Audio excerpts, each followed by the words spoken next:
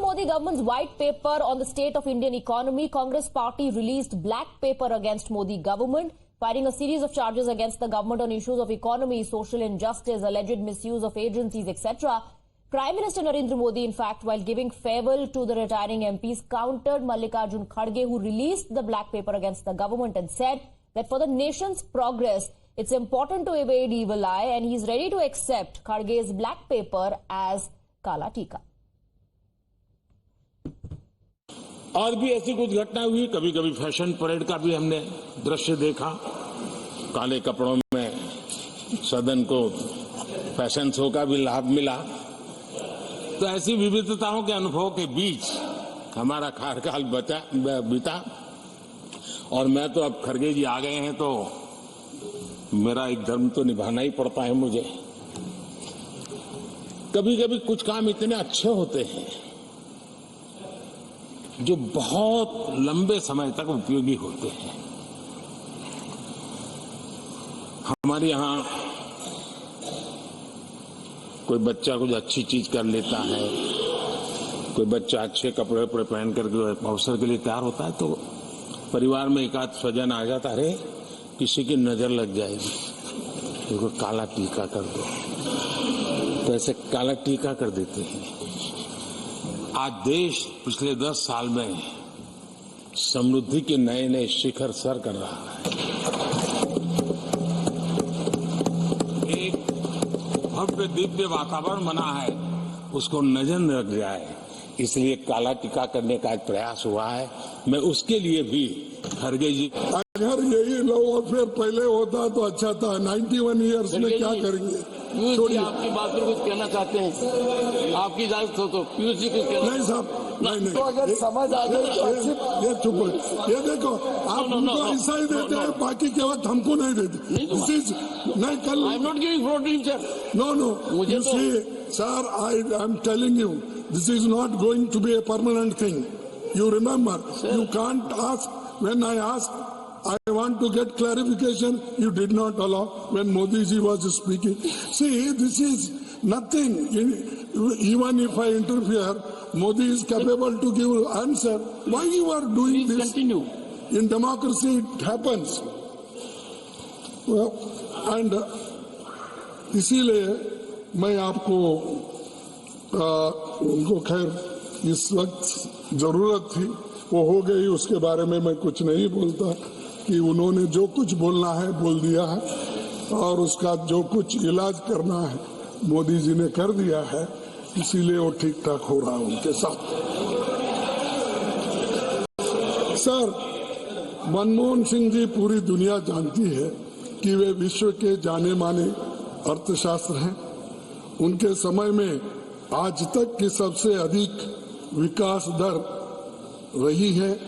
UPA में उनके ही शासन काल में नागरिकों को फूड का कानून अधिकार, शिक्षा अधिकार, वनाधिकार, भूमि अधिकार, संरक्षण और सूचना अधिकार जैसे ऐतिहासिक कामों के लिए जाना जाएगा। मनमोहन सिंह जी 1991 से इस सदन के सदस्य हैं। वे 6 बार राज्यसभा के अनअपोज्ड सदस्य बने, जो एक रिकॉर्ड है, और 2004 से बीच 6 साल से अधिक तक वे राज्यसभा में विपक्ष के नेता भी थे।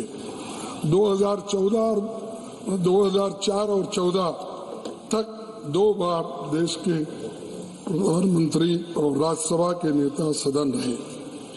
ये भी रिकॉर्ड है। उनको 2002 में उत्कृष्ट सांसद पुरस्कार से सम्मानित किया गया था। एक प्रेरक व्यक्तित्व के रूप में उन्होंने इस सदन पर जो छाप छोड़ी है वो हमेशा याद रखी जाएगी और इसकी खूब तारीफ भी हमारे माननीय प्रधानमंत्री जी ने किए, इसीलिए मैं उनको धन्यवाद भी दिया। अब डॉक्टर मनमोहन सिंह जी के बारे में एक शेर कहूंगा, आप सुनिए।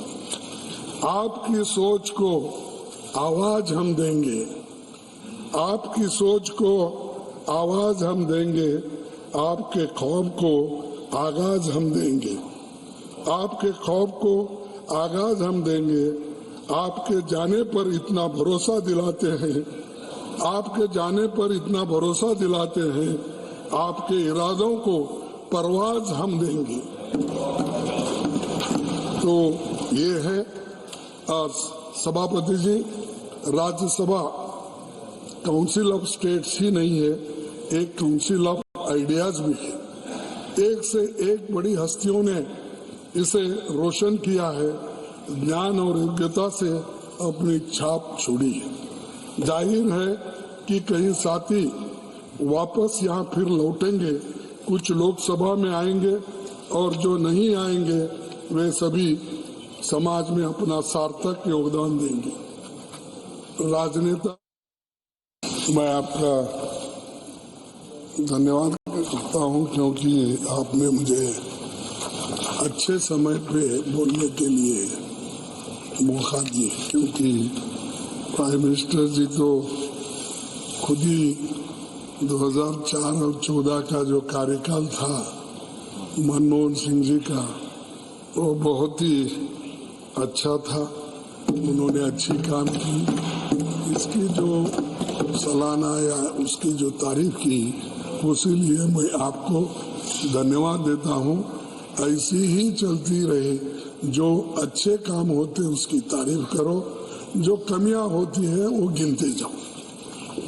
सर, एक सच बात है कि मनमोहन सिंह जी के जमाने में, चाहे वो प्राइम मिनिस्टर हो, चाहे वो फाइनेंस मिनिस्टर हो, बहुत अच्छे काम करके देश को एक पटरी पे उन्होंने लाई और प्रगति जो चल रही है वहां से ही ये शुरू हुई है। सर, ये अपर हाउस एक परमानेंट हाउस है। समाज के विभिन्न क्षेत्रों में प्रतिनिधि यहाँ आते हैं, परिवर्तन और कंटिन्यूटी जारी रहती है। हमारा हाउस कभी डिसॉल्व नहीं होता। हो सकता है मोदी साहब का हाउस डिसॉल्व हो सकता है, लेकिन हमारा और आपका हाउस डिसॉल्व नहीं हो सकता।